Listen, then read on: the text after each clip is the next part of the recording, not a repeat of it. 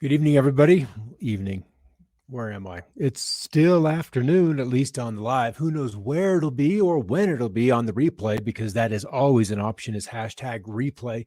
Let's get this mic situated a little bit. I'm Scott Stevens here on another episode of Another Perspective, where we kind of take a look at things from a different point of view, or at least, hopefully a broader perspective than maybe one that has been previously presented to you or displayed.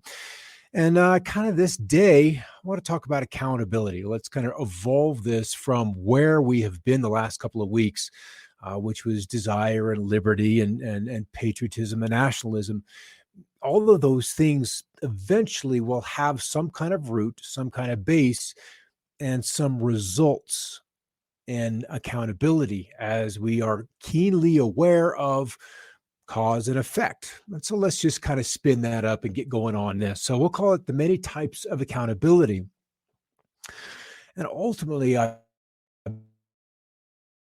believe, and maybe I should save this for the end, but that is the reason for life. It is the reason for experience. It is the reason why we are probably here, is so we can become accountable for our actions and for everything that we believe ourselves to be. So we'll just kind of think about that. Accountability means to be held responsible to a higher authority for one's actions. I don't think anybody can disagree with that. That's pretty basic. It's accountability. We've got accountants to deal with accountability when it comes to money. We've got bosses to deal with accountability in work job relationships.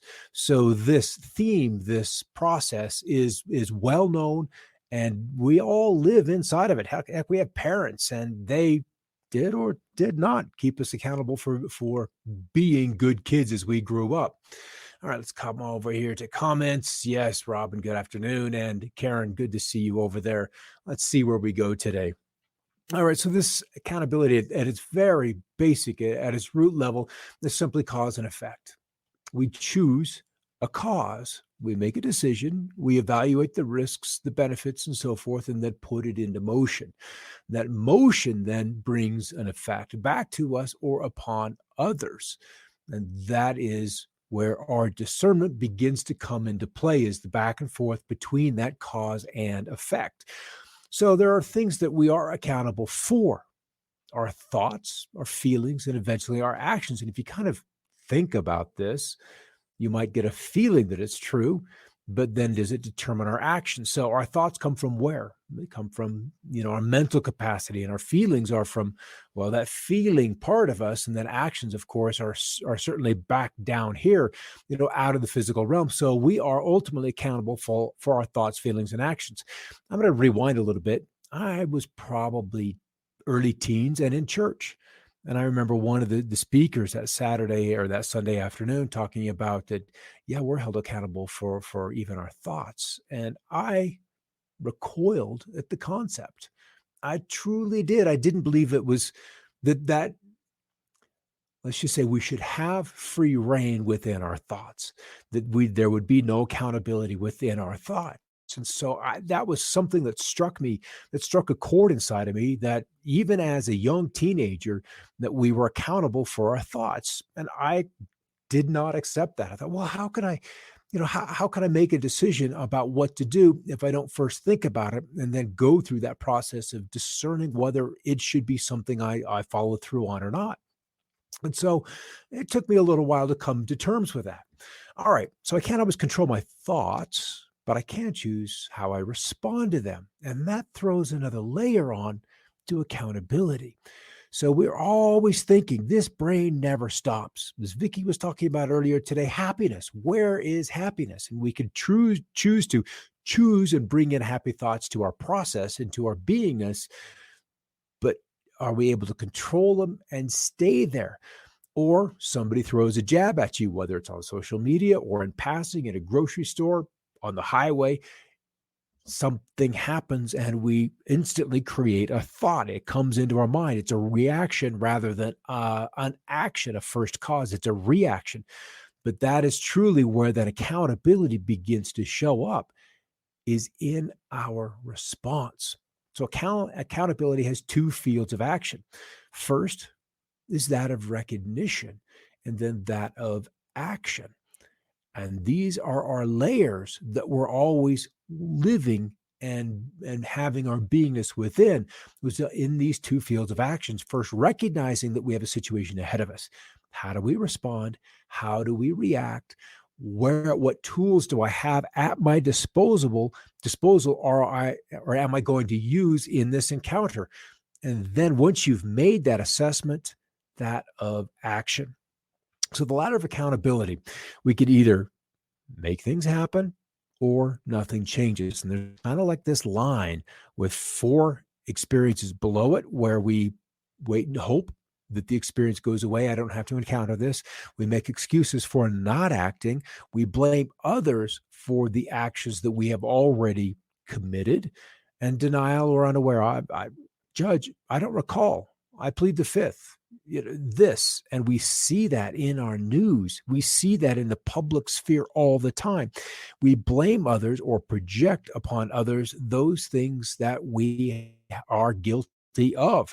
And then denial is simply, no, I have no recall. I have no recall, or unaware, versus acknowledging it, owning it, creating a solution for what happened, and then making it happen. And where does truth reside on this ladder? Well, it's obviously going to be up here, because what's going to set you free? Blaming, denying, making excuses, hoping, or owning it, and realizing that there's a reason why that experience was brought to you. And then things can happen. Then the reason why that incident, that experience happened is made clear, because then there's spiritual growth that has happened with it. So the whole world is familiar with the dictates of accountability, yet is found to be belabored with the effects of non-accountability. And non-accountability, at least how I look at the world, guys, is that's all that's there, is non-accountability. We're kind of back to this. We're blaming, denial, we're unaware. We pass a law and then think this, and this is going to happen. When it doesn't happen, we may make excuses, or we say, well, we'll just wait and hope that the effect, the law that we put into motion, will eventually bring the desired results, rather than acknowledging maybe that didn't work. Okay, let's take responsibility for it. Now that we've accepted that it didn't bring the desired results, then we can create a new solution and then make it happen. All right. So, but let's go back a little bit. But in this Congress, accountability is just a catchphrase, usually directed elsewhere, because we don't want to take personal responsibility for our actions. So it is usually directed elsewhere. Demands to personal responsibility or even corporate responsibility abound, but rarely is congressional accountability or even physical responsibility on the table. It just doesn't happen. So then that also brings up another aspect to this. It is not only what we do, but what we don't do for which we are accountable. So not doing something, let's just say it's an incident on the street where someone needs help, whether it is as benign as grandma crossing the street and she could use an arm and it's a slick, snowy day, or someone in a dire, in risk or at risk for physical harm. Do we choose to or choose not to assist in that situation? Or you're a whistleblower. You see something going on out there that is obviously bad, it is illegal or is questionably legal, and is causing harm to not just one, but to a great many people. So what we do and what we don't do both are or require accountability. So then this comes to the point: who has the power to judge accountability, and why should anything or anyone or any power exist to inhibit the attainment of one's desires? Well, who said desires are supposed to be attained? But this becomes a very slippery slope to run on down. You're free to choose, but you are not free from the consequences of your choice. And I think we began to establish that earlier on with cause and effect, that, we can choose and we can also not to choose. Yeah, that is an amazing ladder of accountability, Rob. And to see it laid out in 4 steps down, 4 steps up. And it's interesting that almost every situation, every step in some life or our lives, or even congressional, corporate, group and family, all those experiences reside somewhere on that ladder of accountability. All right. And then once more, yes, but we can follow the lead of our so-called leaders if they blame others for everything. But then how can we expect the rest of the masses to take accountability? And the answer, at least in my eyes, is that you cannot. You cannot. All you can then do at that stage of the game is then blame or shift the responsibilities for your actions upon another. And then what gets accomplished? Where do we get moved? Where do we move forward, or how do we move forward? So you are free to choose once again, but you are not free from the consequences of your choice. So the principle of accountability is always an operation, and ignorance is no excuse. It makes sense. And as you're a child, or me in church, being taught, told, shared that your thoughts are also yours, you have to own those, because where did they come from? And that potentially, the more evolved we get, that there are other realms above physical where thought is the primary course of action, that thought is the substance of that existence. Physical is physical, energy is emotional, thought is up in that realm. And so, of course, we're going to be accountable for that aspect of ourselves. So men are not punished for their sins by them. And there was one saying that I'd come across a while back, and it was essentially that karma is not meant to be retribution, but to be remedial. That this was the purpose why accountability, why cause and effect were put into place, is to teach us lessons that only we can do these things to ourselves. We give that permission to no one else, or nowhere else does that reside except for within ourselves. So it is us that we eventually become responsible to, is ourselves. So let's break this down a little bit further. There's a higher accountability and a lower accountability. What would be the differentiating factor between the two? If we kind of think about that, then that would be a higher accountability as thoughts. And then a lower accountability would be something as simple as this. When you've got a government, believe it or not, corruption happens, deception happens, theft happens. All of these things are there. And so we needed to establish an entire agency called the Government Accountability Office Building. And obviously, we know that this is not the only one, or the only one of the plans, but then that is simply to bring a bit of oversight to this conglomerate entity that we call government. So the GAO, as it is commonly known, the U.S. Government Accountability Office, is an independent, nonpartisan, thank you, agency that works for Congress, often called the congressional watchdog. The GAO investigates how the federal government spends taxpayer dollars. It advises Congress and the heads of executive agencies about ways to make government more efficient, effective, ethical, equitable, and responsive. Our work leads to laws and acts that improve government operations while saving the government and taxpayer billions of dollars. That's fine and wonderful, but they can really only work afterwards, after laws are in place and after they have had time to work, to be implemented, to create a track record upon which the GAO can then come in and investigate. So then if they decide or discover malfeasance or fraud, what powers would they then have? And the answer is none. They can just point out. So then that ends up coming to the people. That accountability then leaves the government and has to come to some outside agency, some authority by which the government was granted license or permission to govern. So then this is kind of one little thing, is the Freedom of Information Act, that gives us a little bit of clarity about what may be happening or is happening inside that government, so that we, the people, can bring a modicum of transparency to that. The other part of it would be the press. You would expect to be able to bring some accountability to what is going on inside the government. But the press has been hamstrung. They've got problems that probably didn't exist in quite the extent that they did 15, maybe not 15, but maybe 20, 30, 40 years ago. There's always this dude, the rich dude with the money around the mouth, holding it back, confounding one's or the press's ability to go at a story, to come to a conclusion, to expose what happens in government. So where I kind of wanted to hit this, and there are two aspects to this, is the Telecommunications Act of 1996. And in my lifetime, in the time that I had been in media, this was probably the biggest inhibitor of the freedom of the press, of the press's ability to bring government to accountability. Was what the Telecommunications Act of 1996 did was allowed telephone companies to offer TV services. Great, sounds fine. But what it did do was erased limits on TV and radio station ownership. It allowed TV stations to then own the distribution, which was then separated into cable systems.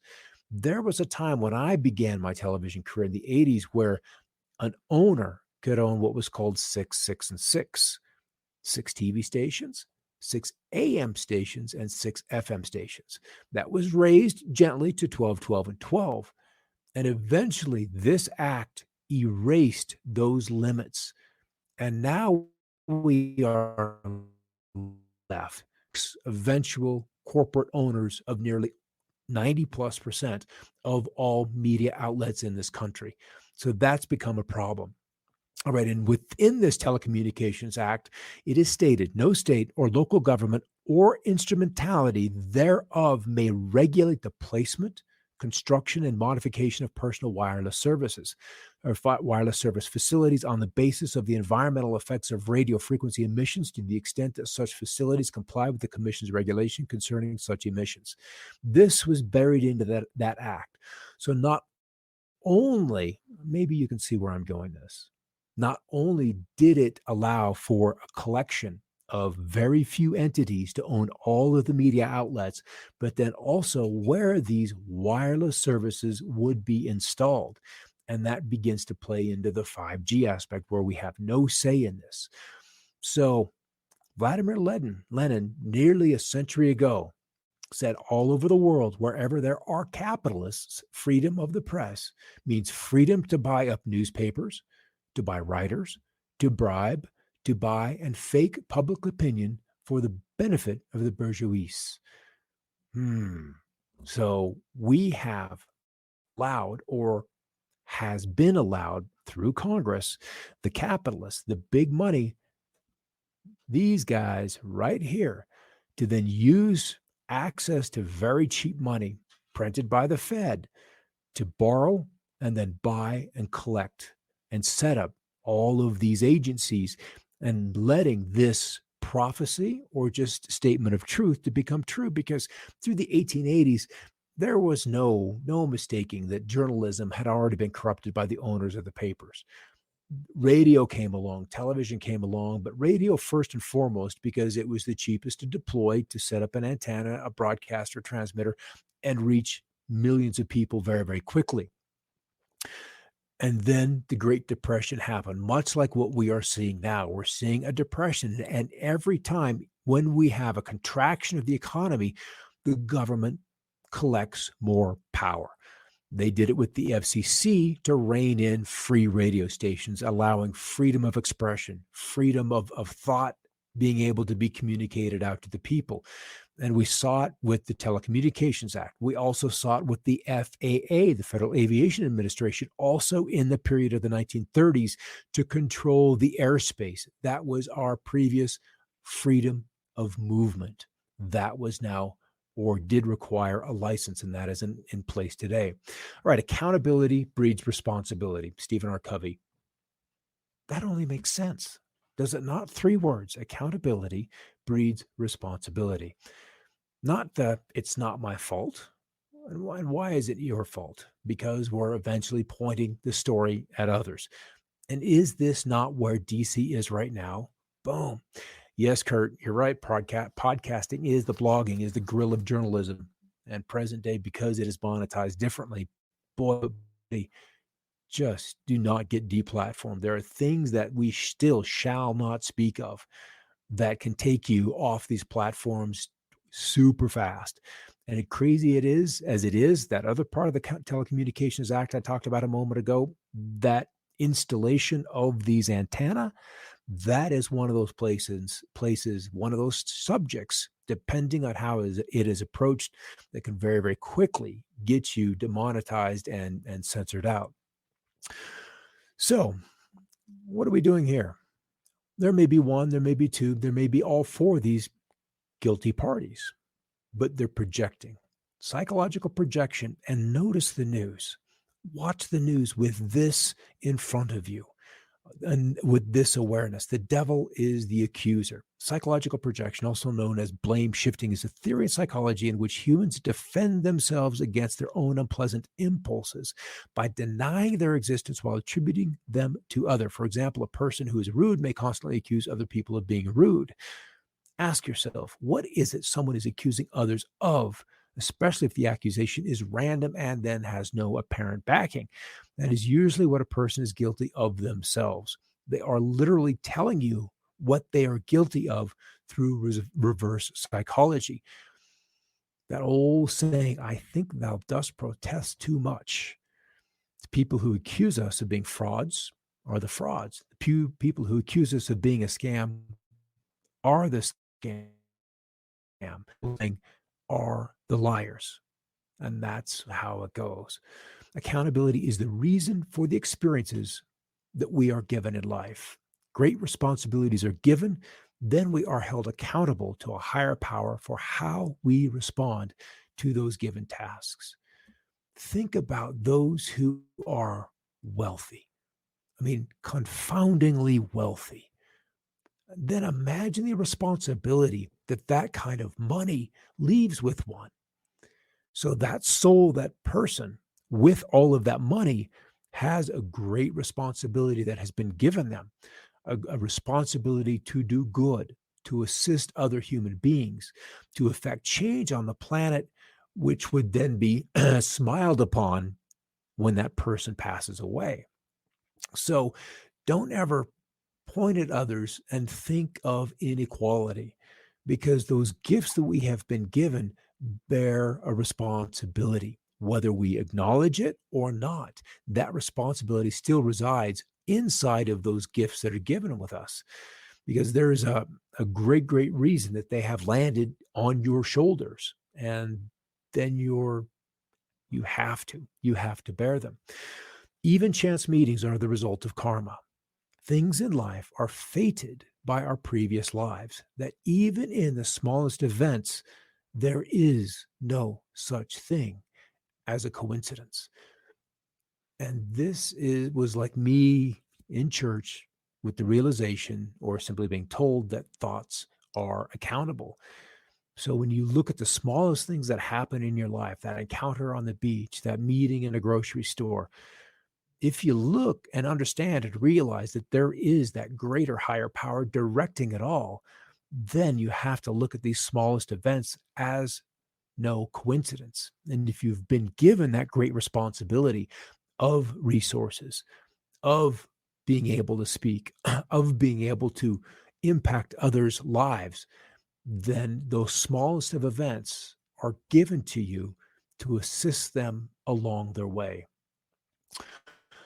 Yeah, thankfully, right, Robin? All right. Men are not punished for the sins, but by them. I think we had that already. All right. I want to throw this up there just for kicks and giggles. I don't really know what I saw this the other day and posted it on Facebook, and this kind of is the ultimate gift.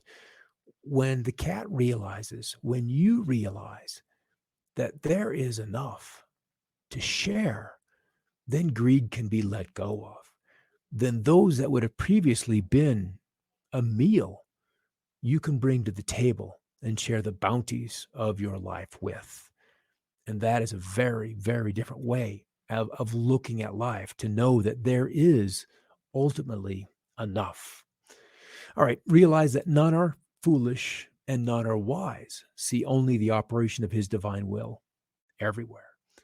And when we do that, we're capable of seeing where everybody is in their lessons of accountability, whether they're shirking those responsibilities that you can't clearly see, or they're embracing the opportunities that have been given them. And just know that we are all individually somewhere on that ladder back to action and back to truth. Yeah, that's a great video, isn't it, Karen? On Facebook. It's just, that somebody else said, yeah, I think he just prepping him so he can eat him. That may be so, but ultimately, it's all about sharing. It's all about, sharing in this bounty that we all have and can participate in as we move and work through our day-to-day lives. All right, but that was a little bit of a look at accountability. I'm probably going to play with this a little bit more on Wednesday on another perspective, because there's some big things happening in the world of finance out in the world. And that is a huge area of fascination for me to see where accountability has been abdicated by the printing press of money, how we can make very, very poor decisions. And yet there's always somebody with a bigger paycheck, or not even with a paycheck, but with a checkbook that doesn't have a limited balance in there, that can get you out of situations that certainly you and I wouldn't be bailed out of. So there are a lot of things happening in that financial world, and we'll probably begin to apply this story, this lesson of accountability, to those things that are happening in the financial world as we speak. All right, everybody, have a great afternoon and a great evening. If you catch this on replay, that hashtag replay, and let me know your thoughts. All right, thanks for stopping in there, everybody. Karen, Robin, Vic, and the gang. We'll see you later tonight on a peek at some weather around the planet. Take care.